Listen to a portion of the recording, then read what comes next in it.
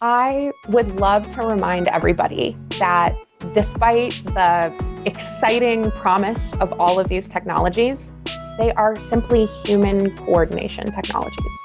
I think, the atomic unit of Web3 that we should be designing for is not a wallet address. It's not a token.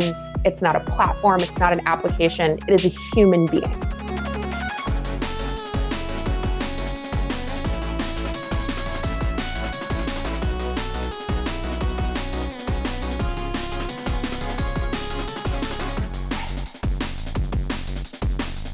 Evin McMullen is the CEO and co-founder of Disco, which is your identity for the metaverse. Disco enables your personal data backpack, making data and reputation portable across Web 2 and the Web 3 blockchain ecosystem. Her previous work includes connected hardware and experience design disruptions in the autonomous automotive, luxury, beauty, healthcare, and connected home industries. Evin also led the world's first initiatives with NFTs at a major music festival, verifiable NFT authorship, and live stream media NFT issuance. She was previously the head of the story department at a global film production studio and a director at Berkshire Hathaway, and is a member of Dow Jones, Boys Club, and InkDAO. She is an advisor to Engage Raise and Doomsday X, among others, and a graduate of, perhaps you've heard of it, Yale University. Evin McMullen, welcome to our show. Thank you so much for joining us. GM Evin, it is wonderful to be here today. Thank you so much for having me. I'm really honored. I heard you first and was excited to hear you because somebody had shared a conversation that you'd had with Vitalik on the Bankless podcast not that long ago. And I got excited in part because I love Bankless, and in part because I was like, oh my gosh, Evin, it's like me, but with an I. And that's like, as I started listening, the smallest part about what made me excited. I love the way you think about identity, about consent, about constructing thoughtfully digital tools that will be our companions as physical people. So I'm just so excited, really, truly.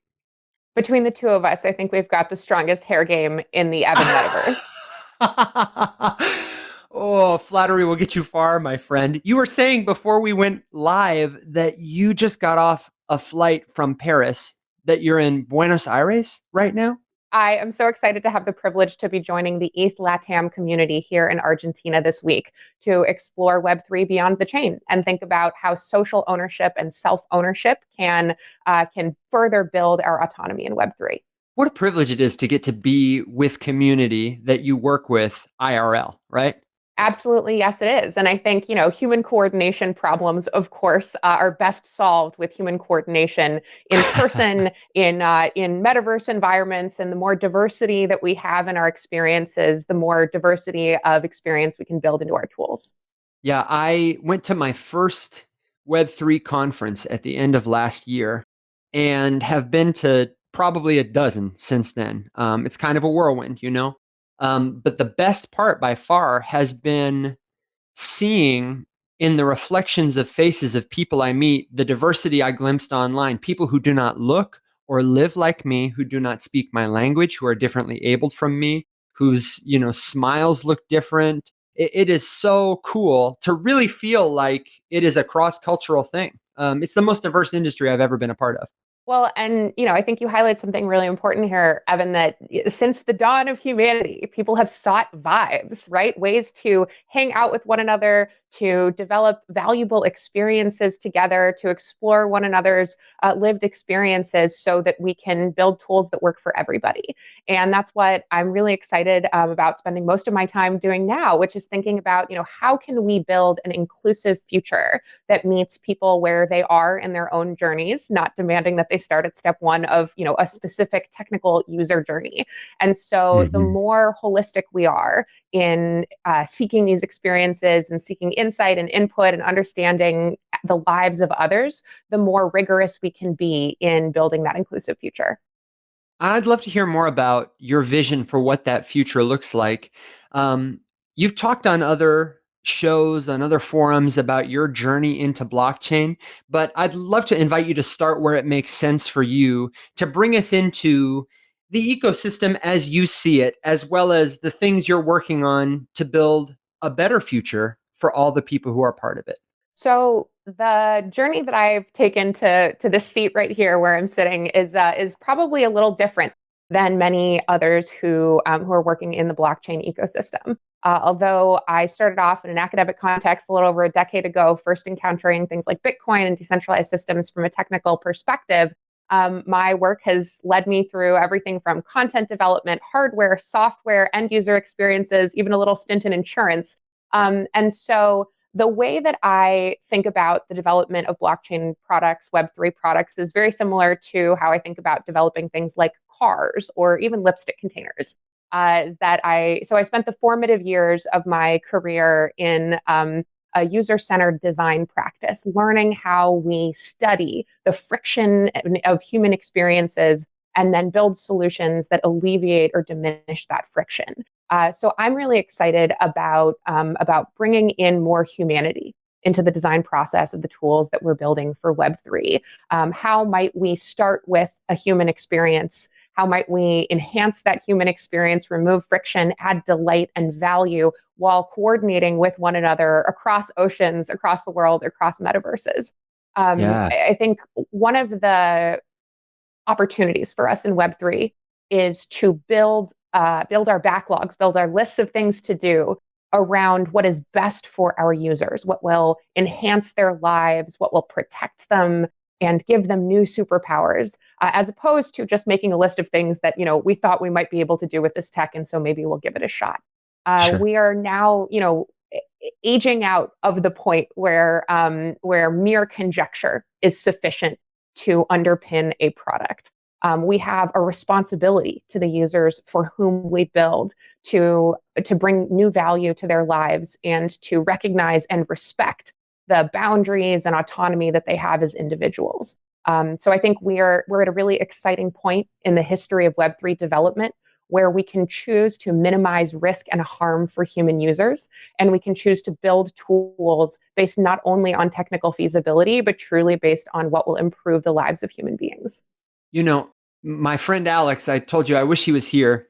He has this brilliant analogy about accessibility and about the space we're in versus where we're going. He says, you're not a mechanic, right?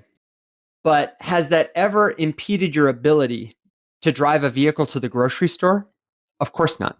He says, and I bet you might even know 2 or 3 things that make a good automobile. His point is, you know a lot more than you think you do, but of course, where we are right now, it sounds like you would concur that it's really not at the point where people can drive the car yet. Like, where is the key even, right? I think that's a really great point. Yeah, and it really this comparison, this the very thoughtful comparison that your friend Alex has made, I think also correlates with how I think about identity.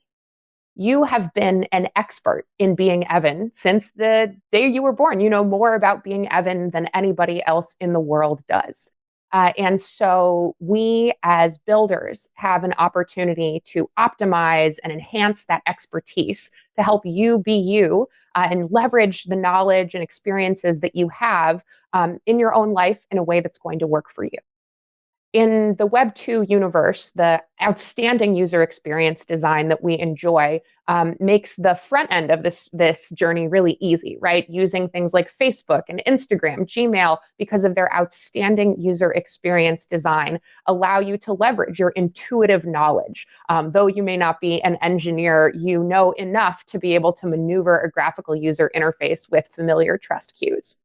But it's what happens on the back end. Once you introduce all of this data, once you begin to use these tools, that you are bearing negative consequences that aren't stated upfront, that you are feeding into a surveillance capitalist machine that messes with how close you think you are to your friends to get you to buy more stuff. And in Web3, we have an opportunity to diminish those negative externalities by optimizing for ownership so that you can enjoy great experiences, but also maintain the autonomy of your personhood throughout. Can you talk a little more about the specifics of those challenges? Like when I want to present myself in person, I have a pretty high degree of control about how I'm presented. I can take a shower, I can comb my hair, I can dress a certain way, I can talk with a dialect. And there are some things that I can't control, but online, it seems like there's a lot less that I can control. And even more in Web3 or, Web 2.5, wherever we are right now. Can you talk a little more, drill down into the specifics of what that looks like, why it's problematic? So, in the web as we experience it today, with most of our centralized applications, we're used to signing up and filling out a profile that is sort of dictated in form and content by the application that provides it. So, on LinkedIn, we present in a certain way because of the form fields we are asked to fill out. Similarly, that is going to be specific to the platform for things like Facebook, like Tinder. We're going to be a different definition of self in each of these varied contexts. And of course, that is consistent with how we show up in the world, right? You're going to likely be a different person on stage at a conference than you are on a table at a nightclub. Sure. Although, in both environments, you'll find me talking about verifiable credentials. Right. I endeavor to be the same person in both places and look equally fabulous. But continue. So, to that end, our ability to move the data that we create in one context to another is quite limited because the economic moat of Web 2 applications is data hoarding, creating silos that are not interoperable, such that each separate application might develop its own expertise about us outside of the locus of our control. In Web3, we have an opportunity to retain ownership of our full personhood and decide through, providing our consent, which parts of ourselves we would like to share in which context, as opposed to having each application sort of dictate the parts of ourselves that are valuable, that are permissible to share. That's sort of why we think at Disco about disco balls as a great metaphor for who we are as individuals. Right. We believe at Disco that you are already the multifaceted center of the party, just as you are, shining and reflecting your data to the world. And we believe that you should be able to decide how you reflect that information, how you want to present in any given context. But in the Web 2 ecosystem, we are fractured identities, little bits of ourselves splintered across different profiles. And so, we believe firmly that in Web3, we should not be broken shards strewn across the landscapes. We are full, complete, shining disco balls. So I'd like to get into how Disco does that, what technically or from a user experience perspective that looks like. But I want to kind of stay on this idea for a moment of consent and managing your identity right now. I've heard you talk about this in other platforms, and I feel like there's this kind of predominant narrative right now in our industry that NFTs are good, that tokens are good because they give you ownership. But I've heard you articulate some of the downfalls of a public blockchain, some of the downfalls of irrevocable credentials, and I wonder if you could share some of those examples. I heard you say to Chase Chapman a really prescient example about the atrocities of the Holocaust using public data weaponized against people. And I would love to hear you share that here because I thought it was brilliant, and it was something that I just don't think a lot of people who are caught up in this innovation of ownership really, I know certainly I wasn't grasping the full implications of. So can you talk a little more about that? Absolutely. So I love public blockchains. I think public ledgers and sort of the premise of social consensus for shared knowledge are really optimal technologies when it comes to having public transferable financial assets. For the first time in our history as human beings, we can have digital rival goods because of NFTs and the public consensus of our public blockchains. However, this word that I've said like 8 times in the sentence, public, means that we do not have control over who is able to access and interact with that information. So to the extent that we are sharing information in a public way, on blockchains, they are tantamount to equal opportunity surveillance apparatuses. Anyone on Earth and in space with an internet connection can observe that which is documented on a public chain in clear text. And while this may not be a particular concern when we're accounting for things like Bitcoin or Ethereum or, monkey JPEGs, personally identifiable information that describes us as human beings, can be leveraged to our detriment, depending on the content and depending on the context.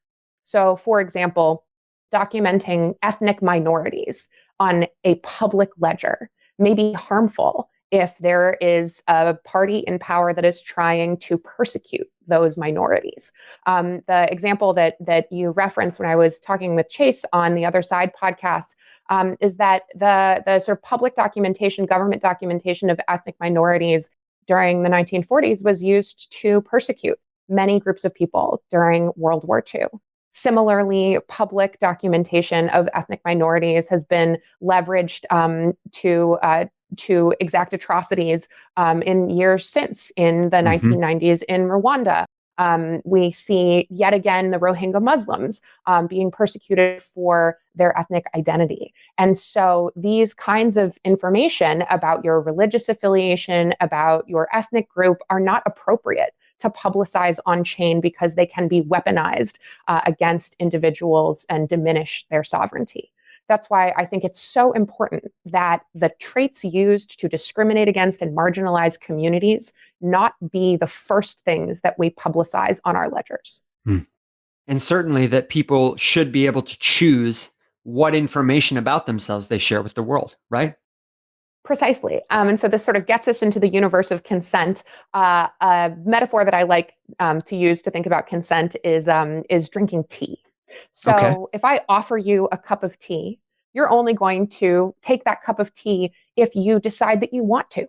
I can't force you to drink a cup of tea. I can't, compel you. I mean, I can, but it's going to be pretty difficult for me, or I could try anyway. But I think consent needs to work in a similar way. You grant consent, you take that cup of tea, you consume it, and similarly, you should have the ability to discern whether or not you consent affirmatively in an informed manner to participate in a given system, to share something about yourself. Right now in the Web2 ecosystem, largely the interactions that are allegedly consensual are coercive. You must participate in the terms that an application describes if you want to be able to interact in any manner. Now, fortunately, laws like GDPR, I think it's the Global Data Protection Resolution in the EU, are starting to slowly change these things, allowing individuals to not only take ownership of the data that describes them, but decide in what context they want to share it, what pieces of it they would like to share, whether they would like for the receiving party to delete or remove that data once it's been utilized, whether they would like for that to be monetized, available for sale or not.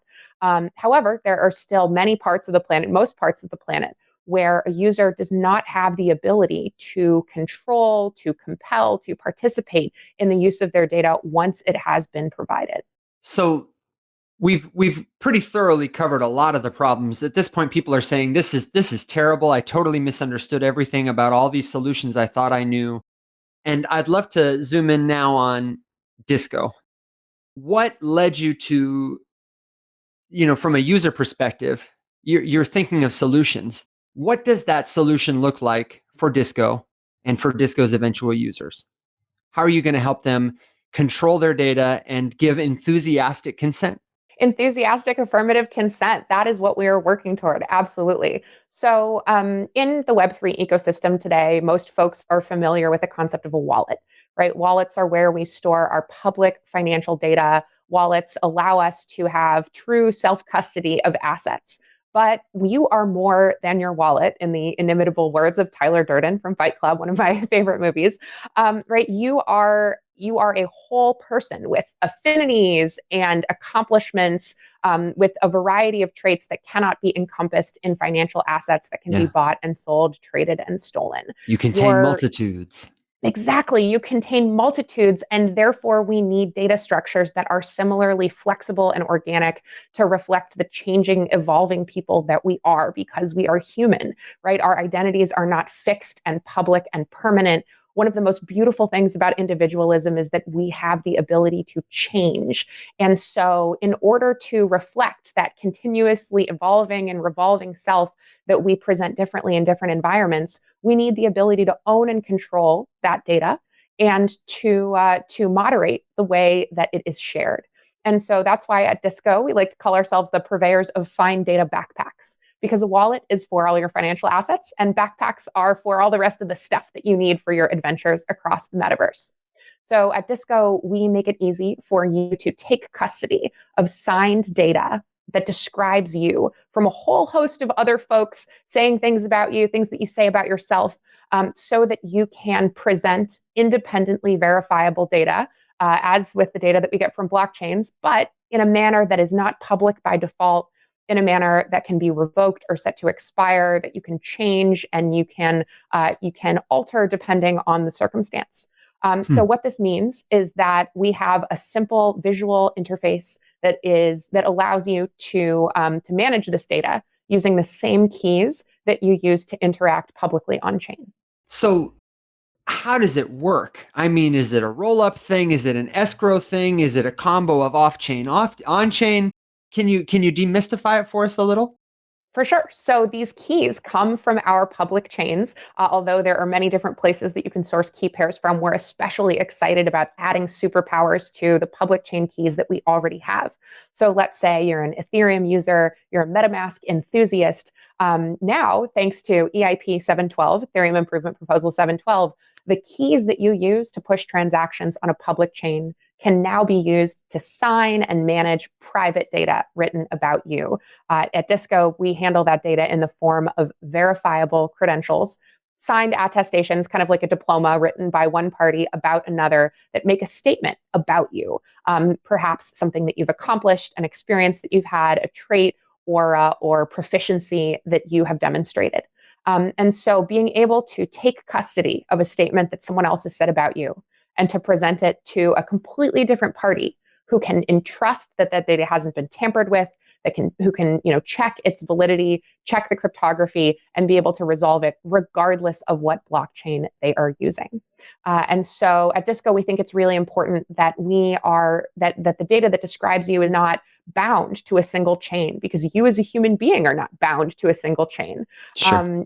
We also think that your ability to present data in a variety of different contexts, social, financial, educational, means that you can move more freely through the world. The data that you create in one context need not be bound to, as I mentioned, a single blockchain, a single application, a single environment, a single purveyor.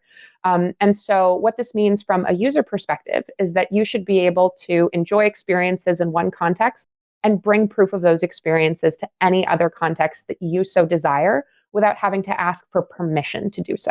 I'm just taking a moment to process. I've heard Evin talk about this 3 or 4 times, and every time it just blows my mind a little, because I think it's thorough but simple, and seems quite elegant from a user perspective. The ability to just pack it up and take it with you.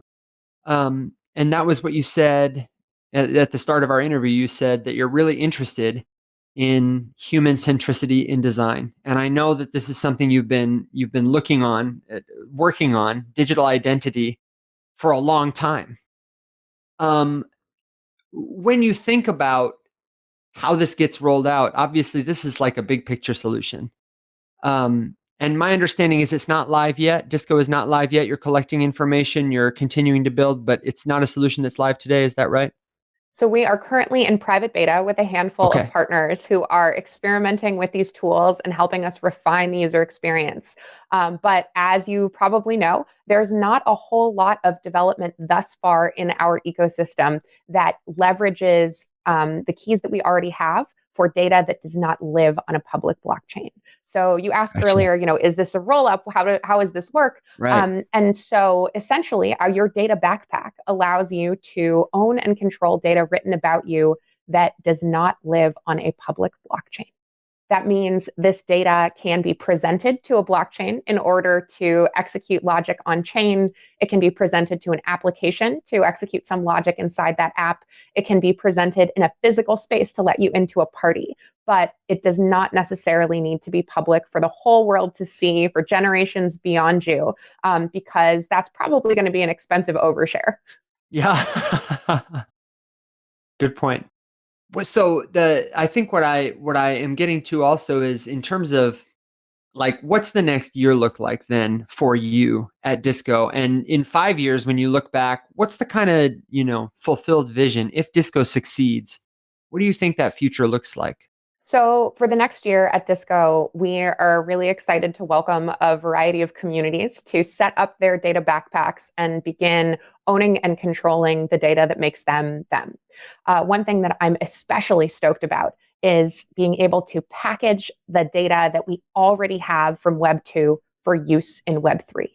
This means things like our KYC credentials, things like our credit scores, our proofs of residency, the various pieces of information that can help provide us context when we interact with one another so that we can have more interesting coordination games than just treasury allocation and voting based on plutocracy.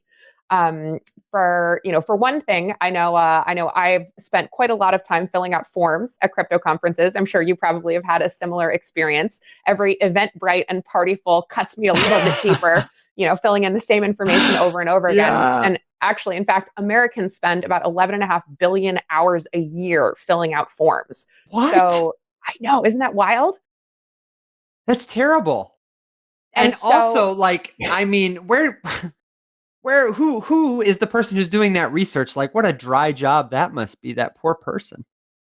So, in order to save that particular researcher and the rest of us quite a lot of time and arduousness, it's really exciting for Disco to explore what reusable data can look like.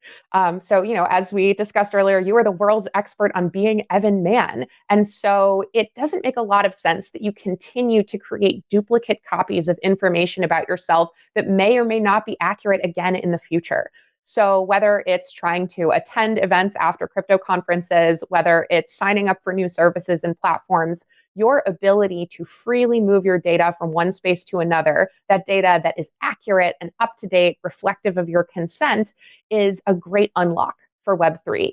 I think that our ability to capture proofs of non-financial work, the contributions that we make to our community that are not financial, the learnings and experiences that we have that can't be bought and sold, these kinds of information will help us coordinate more complex things with one another, right? So, for example, in the DAO space, right now, if you join a new DAO, it's basically your first day on the internet. It's like your first day at school. There's very little that can be learned about you in a trustless way, maybe how many tokens you have, but that doesn't provide a whole lot of context as to whether or not you are an accountable and positive contributing community member in other spaces. So for a DAO member to be able to capture signed proofs of their non-financial work, writing an awesome newsletter, planning a great event, being accountable and participating in Discord conversations, I think these kinds of proofs can help us show up to a new DAO and demonstrate that we are an adept community member, that other people believe the same, that we have proofs of our accountability. And so there's going to be a higher assurance that we're going to be a really awesome community member when we show up to a new organization. And the promise of Web3 is that we can lower the switching costs from one environment to another. We can compete on user experience, and we cannot do that without true data portability. Can I ask you something I'm still struggling with to understand, which makes me think that maybe our listeners are too, or maybe they're just like, Evin, come on, figure it out, dude, is, one of the benefits of having something on chain is that it's immutable. And I'm struggling to understand how you say proof.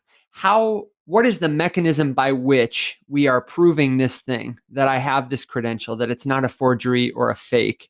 You've talked about it a little, but can you rephrase it or try another way? Because I'm not sure it's clicking for me yet. Oh, absolutely. This is one of my favorite things to talk about. Okay, so good. we're gonna bring it down to the studs, bring it down to the protocol layer for a minute. Love it. So, the two core technologies that Disco leverages to make these experiences possible are technical specs, technical standards given to us from on high, from the World Wide Web Consortium. Oh, okay. So, these are the people who run the internet. Who have created, they're the masters of network interoperability, who have made possible the very call that we are having together right now. So decentralized identifiers are like aliases for our existing public addresses, our PGP keys, email addresses, Bitcoin addresses, Ethereum addresses, Solana addresses. A way for us to prepend some characters to those addresses so that they can all talk to one another. Just because I get my keys from a public blockchain doesn't mean I have to use a blockchain to talk to other pairs of keys. I can use an API to communicate between them. So a decentralized identifier is a way for me to prepare my address to talk to many other kinds of keys, whether from my own chain ecosystem or from another, without having to use gas fees, without having to make that information public. So I've got my decentralized identifier. I'm ready to write some verifiable data and send it to another party. Let's say send it over to Evin and his team. The statement that I'm going to write, that Evin will be able to read and know that hasn't been tampered with, that is going to come in the form of our second spec, verifiable credential. So a verifiable credential is a signed attestation written by one party about another, encrypted, so that if it's modified in any way, it won't resolve and it will come out as gobbledygook.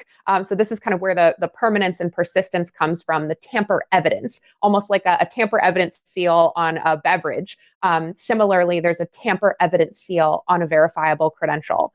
So when I write a verifiable credential, let's say I write a statement that you and I were on this call together, Sure. I'm going to write it about you and I'm going to sign it with my keys, and then it will be encrypted, sealed like a wax seal on an envelope from the olden days. So this statement is a signed JSON blob, so it's just a file, kind of like a PDF.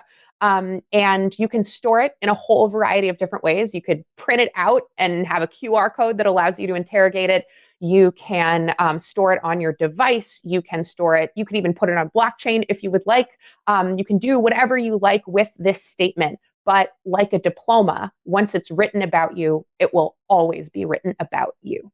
So a verifiable credential allows us to have a tamper-evident statement that describes something about the subject of that statement in a manner that can be read by more than 100 different kinds of keys. So to answer your question about, how is the immutability or how is the persistence of a verifiable credential secured? It is secured by the keys of the person who said it. Now, a question is, how do I know whose keys signed it? How do I know that, Evin McMullen's keys were the ones that signed this statement? And so one of the special things about a decentralized identifier is that we can link it to other identifiers, meaning that I can bind my signing keys to my website, to my Twitter handle, to my Discord handle. And so the more identifiers that are clustered around my keys, the more identifiers that you can tell belong to me, the higher assurance that you have that I indeed was the person who signed it. I see. And is there any ability to obscure who, we talked about that too, consenting to who sees what information? We need to be able to verify that it was you who signed the credential, but does that mean that we have to see those assets or that you own them? Or is there a layer of obscurity there too? So, as with all verifiable credentials that are stored off chain, you can discern which ones you would like to share. And this is actually a really exciting area of research, our ability to obscure pieces of information, but allow others to learn something about them. So with zero knowledge proofs and the evolving research in that area, I think we're going to see a lot more selective disclosure, or the ability to selectively decide which parts of ourselves we want to reflect. So zero knowledge proofs, Mhm. I don't mean to stop you, but I think most of our audience will be familiar with it. But in case there are people who are not, I bet you have a really helpful definition. Can you just quickly give us, if we don't know, what is a zero knowledge proof? mathe-magic. No, but really though. So the way that I think about zero knowledge proofs is the ability to share something about myself without telling you exactly in clear text what that information is. So a wonderful example that I love that actually Larry Lessig, the professor from Harvard, has been talking about since the late 1990s has to do with the American experience of going to a bar or establishment that sells alcohol and having to share your driver's license or other form of identification. So if I want to go to a bar in Brooklyn where I live, I've got to walk up to the bouncer at the door and I've got to show them my driver's license. And that's a wild overshare. They're going to see my eye color, whether I'm an organ donor, this zip code of where I live, none of which has to do with whether or not I am of age to enter the establishment. Yeah. So you can imagine in a future not too far from now, where I could walk up to the bouncer, to the doorman, and I could share that I am over the age of 21, or rather that I am sufficiently qualified to enter the establishment without having to share whether I'm an organ donor or my eye color or my hair color. Or your birthday. So exactly. Or your birthday even. They don't necessarily need to know my sign. And so zero knowledge proofs allow us to change the question from what is your data to does your data fit my requirements? Thank you. I'm sorry to have sidetracked your other explanation. I just knew you'd have such a fantastic answer. Not at all. I think this is a really important concept for us to reflect upon is, one of the 7 laws of identity as outlined by Kim Cameron of Microsoft in 2005 that I like to think about a lot is minimum disclosure. How might we share the minimum amount of information required in a given interaction to remove the friction from that interaction, diminish friction, without exposing ourselves to undue privacy consequences or accidentally leaking more information than is required. And so one of the great ways that we can minimize risk and harm to human beings is sharing sensitive information on a need-to-know basis. And that means, a need-to-know basis, minimum disclosure is in some ways kind of the opposite of putting it in clear text on a blockchain where everyone in Web 2 and Web 3 can see it. What do you think about future emergency situations, for example? In a future where I'm choosing not to share my blood type, but where my blood type is a credential that is verified, and I'm in a situation where I have consented to somebody to treat me, if I'm in an emergency, or it is presumed that I would consent because I'm passed out when the ambulance finds me.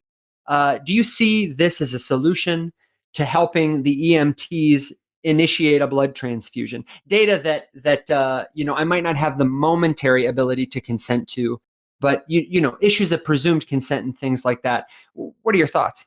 I think there's actually a really exciting opportunity here for us to make available critical data in the circumstances where it's going to matter most to human beings. And so we're getting into the interesting universe of multi-party consent. How might I sort of premeditate the environments in which I want to share certain parts of myself? Right now, it would be really difficult for me to summon my blood type if I'm passed out or in some, compromising circumstance where I'm not able to speak, where I'm not able to communicate. And so you could imagine an environment in which you could allow for the delegation of consent around your data in extenuating circumstances, whether that's delegating to your medical provider, delegating to a loved one or emergency contact to be able to provide access to critical information about you under circumstances that are out of your control. And so merely capturing this information in an independently verifiable form is the first massive step that we can take toward enabling this future where we're going to have more options than we do today. Right now, let's say, if I was hit by a bus out here in the streets of Argentina, I would have no recourse to be able to share my blood type with the emergency responders who come to my aid. But I can absolutely imagine a future where I am able to pre-permission the ability to do so. I'm able to delegate that information to others or emergency contacts so that they might do so on my behalf. Sure. And presumably there's a future where there are other, you said it's a multifaceted thing. There's a future where if you switch doctors and you forget to cut off permissions from your old healthcare provider, So that's a problem we experience right now, right? When you disconnect your MetaMask from a site, it doesn't necessarily revoke access for some of the permissions that you've granted. If you get a new doctor, they might still have access to your medical records in the Web 2 way of doing things. There are hundreds of copies of every American who's ever been to a doctor's health information all over the place, mostly on paper files in somebody's cabinet somewhere. So do you see this as being a down the road kind of solution for those permission problems as well? Most certainly. And I think you actually bring up a really interesting example with medical data. So there are a broad variety of instances in which the data that we create as a result of being medical patients is then monetized without our informed Oh, consent yeah. and express knowledge. So many hospitals have deals with startups where they are sending over unencrypted patient data for use in those startup environments. They're able to sell that data. They're able to share it to improve learning models. But that does not involve the consent or compensation of the patients whose data is described there. And so we have a unique opportunity with self custody and our Web3 keys to move the location of the data that describes us from the server side to the client side, so that we can be in control of, as my friend Mike Sena calls it, the known universe of information that we present to an app or to a counterparty, so that they can personalize an experience for us, rather than having that counterparty buy and sell data about us so that they can build their own known universe about us and be able to design experiences for us when we encounter their interface. Looking to Disco's future, I know you said you're moving to the next stage. You said a beta stage, but for people who are interested in participating and getting involved, what kind of folks are you looking for? Who should get in touch? How should they contact you? How can they follow along and support this journey? So, for anyone who has a metaverse dream that they want to share with the Disco team, we invite you to drop us a line at disco.xyz. You can follow along with our adventures at DiscoXYZ on Twitter. You can follow me on Twitter at Proven Authority. And for those folks who lead communities that are interested in non-financial proofs of membership, of contribution, we would absolutely love to help outfit your squad with some credentials. Additionally, for folks who lead applications, whether centralized or decentralized, that would like to allow users to bring data with them to the party and build experiences based on that information, we would absolutely love to figure out how we can build the future together. Evan, anyone listening can tell that you're a well-studied person, that you are intellectually and emotionally intelligent, and that you are a hard worker who's applied a lot of effort to this and other problems.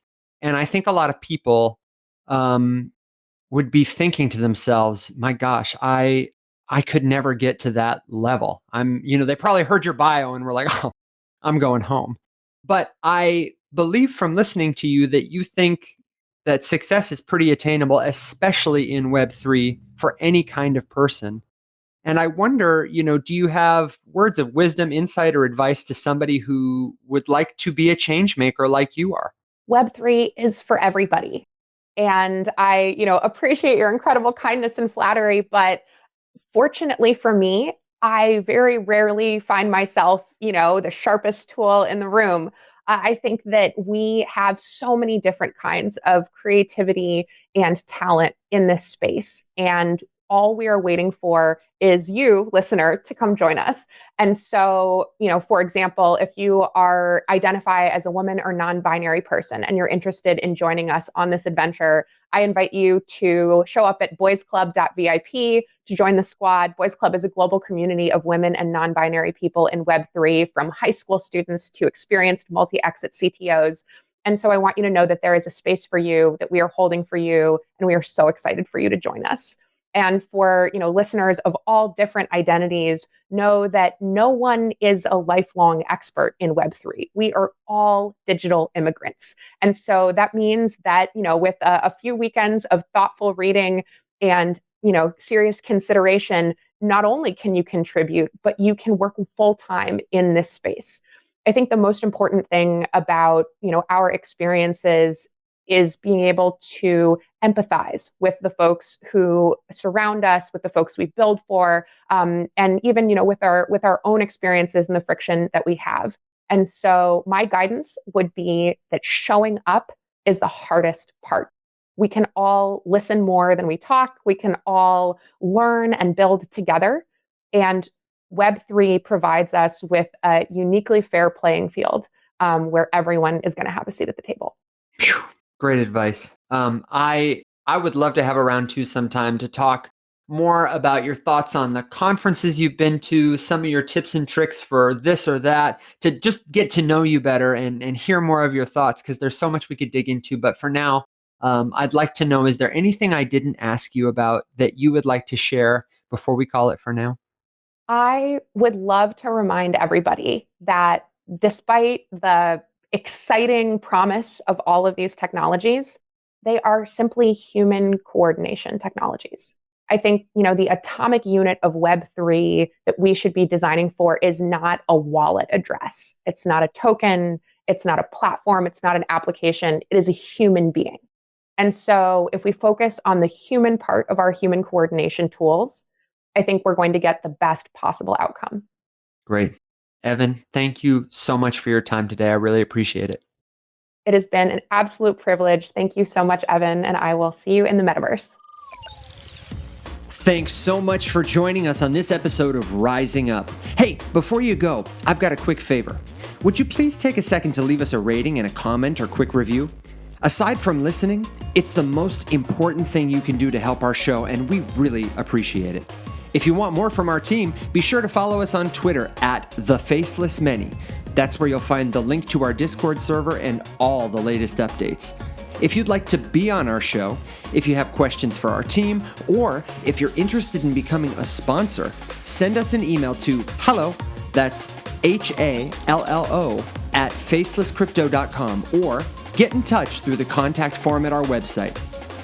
Thanks again for listening to the official podcast of the Financial Revolution. Until next time, rise up.